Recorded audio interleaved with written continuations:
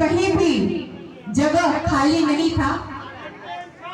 जिस तरह से मनेर की जनता ने अपनी बेटी का और बेटी के साथ साथ मनेर विधानसभा की मैं बहू भी हूँ, बेटा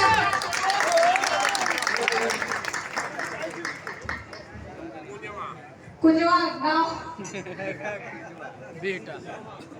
ये तो 2024 का जो चुनाव है ये कोई आम चुनाव नहीं है। ये चुनाव देश बचाने का चुनाव है। ये चुनाव संविधान बचाने का चुनाव है। ये चुनाव आरक्षण बचाने का चुनाव है। जब हम लोग ये बात कहते हैं मीडिया में या भाषण में या जनता के बीच में, तो जो सत्ता पक्ष के लोग हैं, जो भाजपा के नेता हैं, एनडीए गठबंधन के नेता हैं, उनको बहुत तकलीफ होती है। लेकिन मैं आप सबको बता देना चाहती हूँ कि ये जो आरोप हम लोग लगा रहे हैं, ये हम लोगों का आरोप नहीं है। ये भाजपा के ही नेताओं द्वारा एक वीडियो किस तरह से ये लोग बोलते हुए सुने जा रहे हैं, बहुत तेजी से वायरल हुआ। हर एक राज्य में सुनने को आया कि अगर 400 पार आ जाएगा तो वो संविधान में संशोधन कर देंगे। जो बाबा साहब ने हमको अधिकार दिया था आरक्षण, इसको भी ये लोग खत्म कर देंगे। इस पे भी इनकी नजर है। और आप लोग याद करिए कि किस तरह से आदरणीय नेता हमारे राष्ट्रीय अध्यक्ष और हमारे पिताजी लालू प्रसाद यादव जी आप सबके बीच में 2015 का विधानसभा का चुनाव याद करिए। किस तरह से आरएसएस प्रमुख मोहन भागवत ने कहा था कि आरक्षण की समीक्षा होनी चाहिए, आरक्षण को समाप्त कर देना।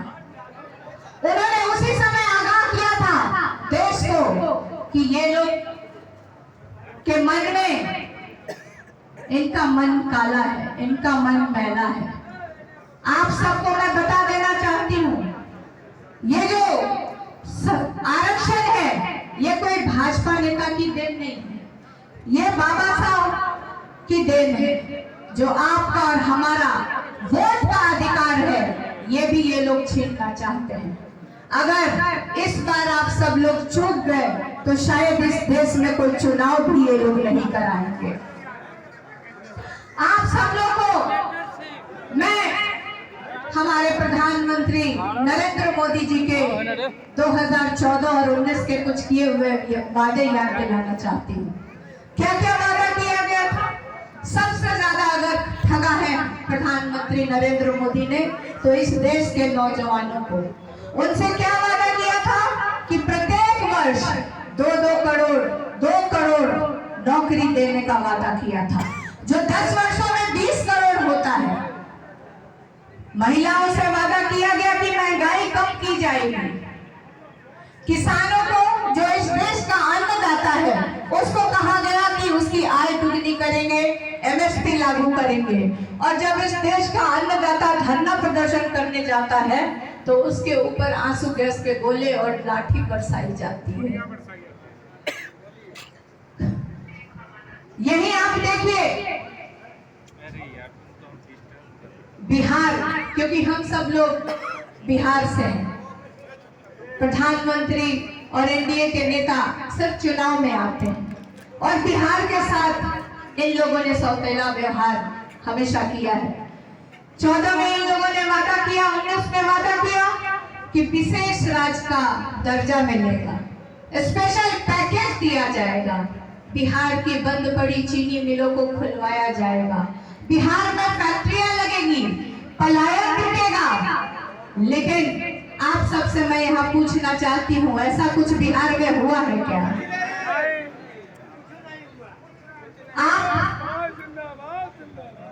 इनके आज मुझे मीडिया के बहुत सारे लोगों ने मुझसे प्रश्न पूछा कि आज मनेर आप आई हैं और ये जो जन सैलाब उमड़ा हुआ है, ये इसका कारण क्या है? मैंने उनको कारण बताया कि ये एनडीए सरकार नरेंद्र मोदी के खिलाफ ये आक्रोश है और तेजस्वी के समर्थन में, जो तेजस्वी ने 17 महीनों में जो इस देश के इतिहास में नहीं हुआ, 5 लाख सरकारी नौकरी नौजवान भाइयों को देने का काम किया।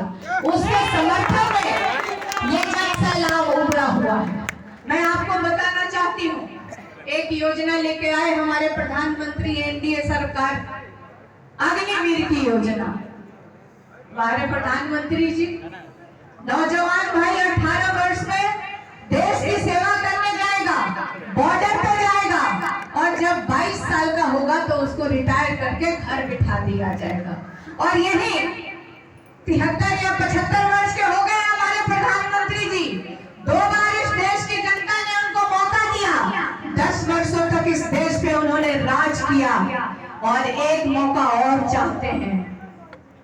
लेकिन जो एक मौका चाहते हैं प्रधानमंत्री जी, अपना विजन नहीं बता रहे हैं कि आखिर ये जो 5 साल उनको मौका मिलेगा उसमें वो करेंगे क्या। लेकिन हम लोग आपको बताना चाहते हैं कि अगर इंडिया गठबंधन की सरकार बनी तो हम लोग आप लोगों के लिए क्या करने वाले हैं।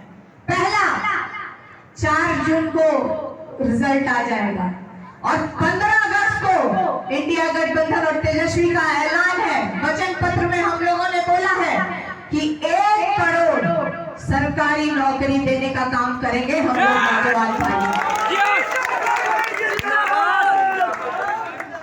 इतना ही नहीं, जो पेंशन आज 400 रुपए मिल रहा है इन सरकारों के द्वारा, हमारी सरकार आई तो उसको 1000 रुपया हम लोग करेंगे।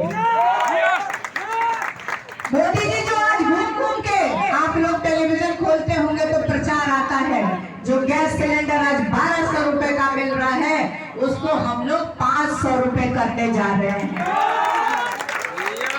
इतना ही नहीं, जो हमारी गरीब बहनें हैं, रक्षाबंधन पे उनको 1 लाख रुपए की सहायता राशि भी हमारी सरकार देने का काम करेगी। और जब हम लोग गांव में घूमते हैं तो महिलाएं सामने आती हैं, कहती हैं बिजली तो हमने कम जला वही लेकिन बिलवा बड़ी आ रहा। उसका भी समाधान हम लोगों ने किया है। 200 यूनिट बिजली भी हम लोग फ्री देने जा रहे हैं। और हमारे कथनी और करने में कोई अंतर नहीं है।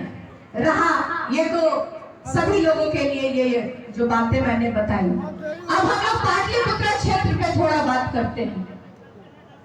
पाटलिपुत्र क्षेत्र में 2 बार सांसद महोदय को मौका दिया, लेकिन हमको नहीं लगता है कि किसी भी पाटलिपुत्र के विधानसभा में उन्होंने विकास का काम किया होगा। 6 विधानसभा आता है, सबकी अपनी अपनी अलग अलग समस्या है। आज तक जैसे हम पालीगंज कल थे, पालीगंज की अपनी एक समस्या है, एक उनकी बहुत पुरानी मांग है। जब मेरे पिताजी रेल मंत्री थे तो 2007 में वहां औरंगाबाद बिहटा औरंगाबाद रेल लाइन का उन्होंने शिलान्यास किया था। लेकिन आज तक इस देश का दुर्भाग्य देखिए, इस पाटलिपुत्र क्षेत्र का दुर्भाग्य देखिए कि प्रधानमंत्री भाजपा का, रेल मंत्री भी भाजपा का, यहाँ तक कि स्थानीय सांसद महोदय भी भाजपा के, लेकिन वो आज तक उस काम को करवा नहीं सके।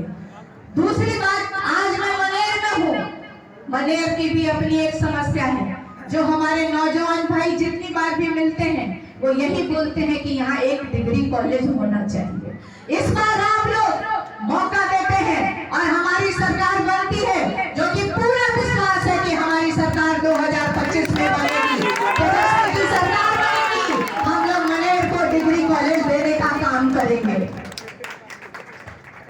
सांसद महोदय घूम घूम के बोलते हैं कि अरे वो तो राजा के बेटी है। लालू जी राजा है क्या? मैं आपसे पूछना चाहती हूँ। लालू जी, जब मेरे पिताजी बताते हैं तो मेरे आंखों से आंसू आती है। जब मेरे पास 4 जोड़ी चप्पल है, अगर मेरे पिताजी देख लेते हैं तो कहते हैं क्या करोगी तुम लोग इस 4 जोड़ी चप्पल का। मेरे पास खाली पैर, नंगे पैर स्कूल जाते थे। हम लोगों को तकलीफ होती है ये बातें सुन करके।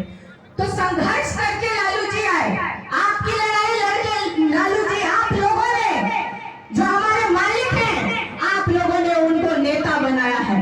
और ये सांसद महोदय जहां से मलाई खा के निकले हैं, अभी भाजपा में बैठे हैं राष्ट्रीय जनता दल का, कभी भी बिना पद के ये नहीं रहे। मैं आप सब लोग जानते हैं, कोई भी एक क्षण वो बिना पद के नहीं रहे। कभी वो एमएलए रहे, कभी एमएलसी रहे, कभी वो एमपी बने और कभी वो राज्यसभा के सदस्य बने, लेकिन उनको जरा भी उस नेता के लिए, उस व्यक्ति के लिए, जिसको कभी कहते थे कि वो हमारे राजनीतिक गुरु हैं, हमारे आदर्श हैं, लेकिन आज जब वो भाजपा की सभाओं में बोलते हैं तो जरा भी उनके सम्मान का ख्याल नहीं करते हैं।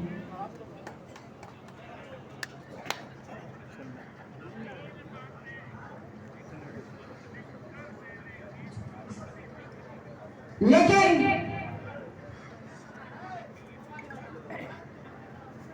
आप सबको मैं विश्वास दिलाना चाहती हूं कि आपके, मेरी मजबूरी रही जो कि भाजपा के नेता मेरे ऊपर आरोप लगाते हैं, मेरी मजबूरी थी सबको बताना।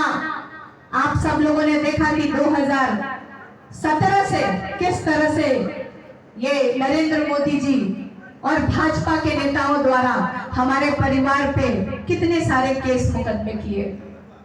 मेरे पिताजी जेल में थे और वो, उनका स्वास्थ्य ठीक नहीं था। आप सब लोग जानते हैं कि उनका किडनी का ट्रांसप्लांट हुआ।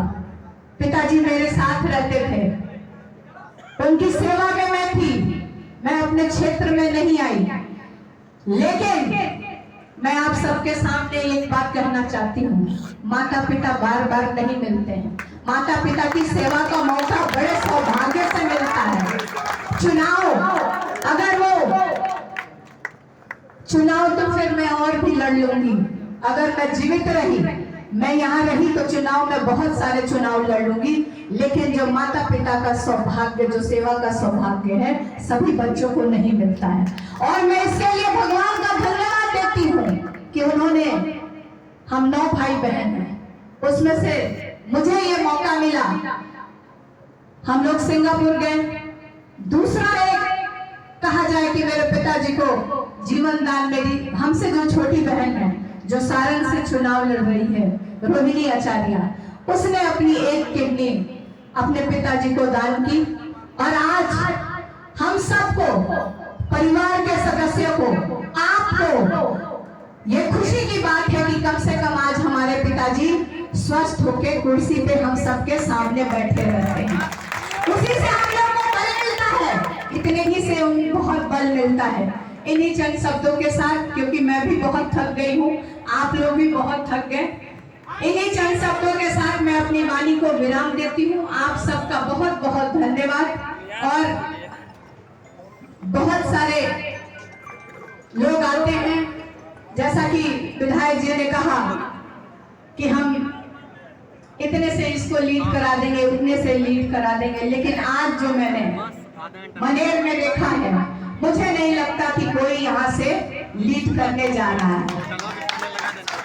लेकिन आप लोग मुझे आश्वस्त करिए, विधायक जी ने तो हाथ आप सबके खड़े करवाई, लेकिन आप लोग भी अपनी बेटी को एक बार दोनों हाथ उठा करके आश्वस्त करिए कि आप सब लोग